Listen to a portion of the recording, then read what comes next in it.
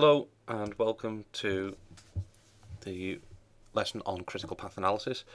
Today I've chosen a question from an AQA paper. It is question 1 on the paper, but it has a really nice start to it. It asks for us to construct an activity network, for us to find an earliest start time for each activity and the latest finish time for each activity. It also then says for us to list the critical activities. So without much more messing, let's get stuck in. So, made things easier for me. I've put the table here and I've copied the first activity out from the paper. That's what they give you.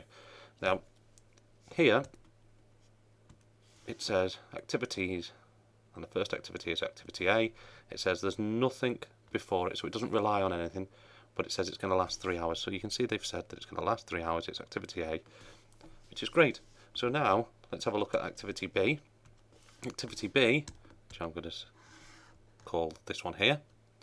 Activity B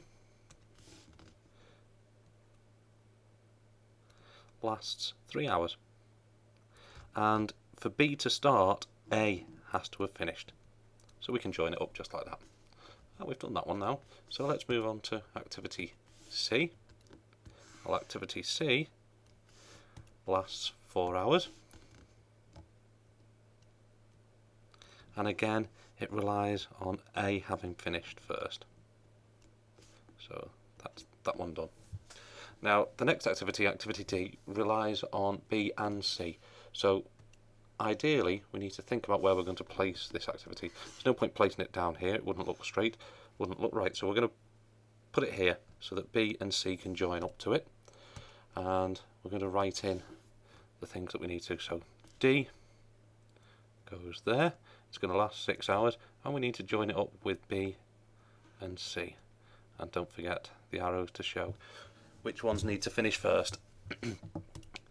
I think it's the same for E, activity E, so put that here. Activity E is here. It's going to take 5 hours, and it relies on both B and C finishing. Now, while I'm doing this, remember you can pause the video at any time, rewind, slow, pause, just check things through if you need them. Now, I'm rushing a little bit ahead here.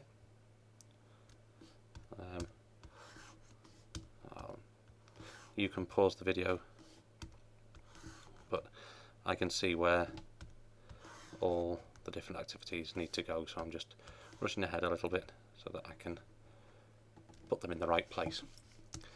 So, let's have a look. We've done D and E.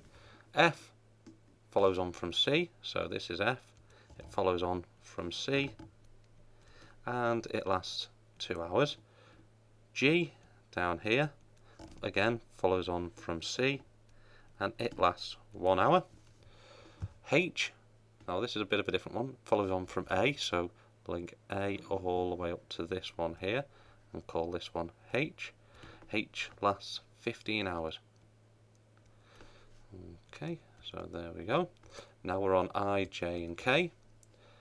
I follows on from D and E, and it lasts 4 hours. J follows on from F and lasts 6 hours, and K follows on from G and lasts 10 hours, and we have L, which follows on from H, I, J and K. Now L lasts 1 hour. Right, well that's our critical path started and finished, so we've actually done this bit fine. Now we're going to find the earliest start time. Now to do the earliest start time, I'm going to do everything in red so you can see slightly different. Now before I start this, the earliest start time goes out this way, and we're always looking for the maximum number. So I know it sounds a bit counterintuitive, but just bear with me and hopefully it'll make sense. So A can start right at the start. That's the earliest it can start, at 0. Well, let's go with this one here, B. B can only start once A is finished. So if we start at 0 and we add on 3, so we're adding these two boxes together, you'll get 3. So the earliest that B can start is 3. How about for C? Well, the earliest time for C is also 3. Moving on to H, well, that only relies on A, so again, that's 3. But here's a little bit of a difficulty, bit of a tricky one, because D has to start once B and C has finished. So if we add them, you get 6. But if you add these two, you get 7. But the earliest time that D can start is when both B and C has finished, which is why we take the maximum value, because both of them have to have finished. Again, the same is true for E, because that relies on B and C, so 7 there. It's also, if you have a look, C to F, so we're going to add up those two, so 7 and 7 there, which is fine. Now we're going to move on to this box. I tend to put the boxes in order. As you can see, the activities all stacked above each other, so it's easier, and I work my way across. So now I relies on D and E, and remember we're going for the maximum. 7 plus 6 is 13, 7 plus 5 is 12, but we're going for the largest, so we're going to put 13 in there. J relies only on F, so you add up those two and you get 9. K relies on G, so you add up those two and you get 8. And now we're going to move on to L. This could be a little bit tricky. We've got 3 plus 15 is 18, 17, 15 and 18. So the earliest time to finish is 18. That's the earliest start time. Okay, that's the time it starts, the earliest we can get it to start. However, we're now going to look at finish times. So we're going to start looking backwards, and we're looking for the minimum value here.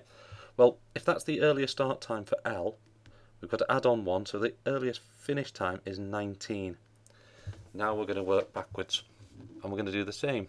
1 take away 19, follow it down, so that's 18 goes in that box, and 18 goes in this box, and 18 goes here, and 18 goes here.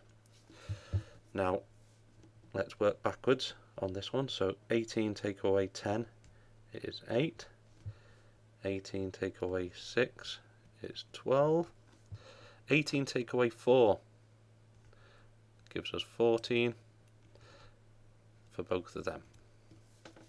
Now let's do B. B, we have to look at both this box here, D, and E. And remember, we're looking for the minimum.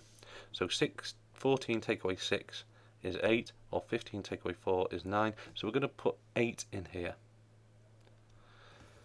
Okay, but now let's have a look at this one here. We've got 14 take away 5, so it could be 9. We could have 9. Or we could have 12 take away 2, which is 10. Or we could have 8 take away 1, which is 7. So we're going to go with 7 because we're going for the minimum value. Okay, now we're going to A. Well, A could be 18 take away 15, which is 3. Or it could be 8 take away 3, which is 5. Or it could be 7 take away 4, which is 3. So the latest finish time is 3. Now, we've now done our, if we go back to the question, we've now done the latest finish time and the earliest finish time, but we need to look at the critical activities. Now, the non-critical activities are ones that have a little bit of flexibility in their time. So let's think about it this way. Let's have a look at J. If J starts after 9 hours and it takes 6 hours to do, that means it would finish after 15 hours, but it doesn't need to be finished until 18. So we have a little bit of slack here between these two times. So actually we can move that around. Think about J. It can start, if this is J, it could start anywhere from 9, 10 or 11 hours in order for it to finish. So it's got a bit of movement, we can move it around a little bit. The critical ones, the critical activities, are the ones that don't have any slack. So if you take A, for instance, A has to be critical because 0 plus 3 is 3. So A is critical. Let's give it a, in fact, I'm going to give it a tick if it's critical. Is B critical? Well, 3 plus 3 is not 8, so that's not critical. 3 plus 4 is 7, so that is critical. 3 plus 15, that does make 18, so that is critical. 7 plus 6 is 13, so that's not critical. 7 plus 5 is 12, so that's not critical. 7 plus 2 is 9, so that's not critical. 7 plus 1 is 8, so that is critical. 13 plus 4 is 17, so that's not critical. 9 plus 6 is 15, so that's not critical. 8 plus 10 is 18, so that is critical. And 18 plus 1 is critical. So the critical activities, you've got A, C, H, G, K, and of course at the end L. So these are the critical ones. I'm hoping that's helped you. Any questions, please don't hesitate to email me or comment below. Okay, thank you very much.